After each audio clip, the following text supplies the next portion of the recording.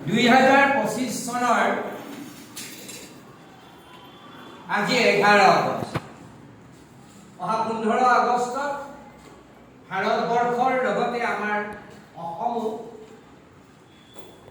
79 সংখ্যক স্বাধীনতা দিৱস পাতিবলৈ ধুমধামেৰে আয়োজন কৰিছে আৰু এই উপলক্ষে the district legal service authority Kamrup তেওঁলোকৰ উদ্যোগত আৰু হৰাইঘাট উচ্চতৰ মাধ্যমিক বিদ্যালয়ৰ সহযোগত বিদ্যালয়ত এখনি ৰচনা প্ৰতিযোগিতাৰ আয়োজন কৰা হৈছে।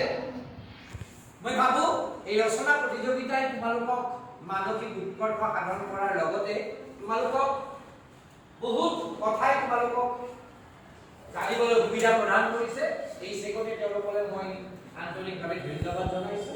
আৰু ৰচনাৰ বিষয়বস্তু হ'ল যে ভাৰতৰ স্বাধীনতা আন্দোলনত অসমৰ ভূমিকা নতুবা স্বাধীনতা দিৱসৰ ঐতিহাসিক তাৎপৰ্য সম্পৰ্কে তোমালোকক 45 মিনিট সময় দিয়া হোক আৰু তোমালোকৰ ভাল লগা যিকোনো এটি বিষয় বাছি লৈ এই 45 মিনিটৰ ভিতৰত তোমালোকে ৰচনাখন লিখিবা বুলি আশা কৰিছো।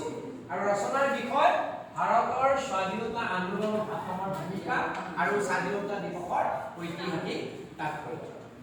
গতিকে কথাখিনি এইখিনিয়ে আপোনালোকৰ কিবা ক'ব আছে?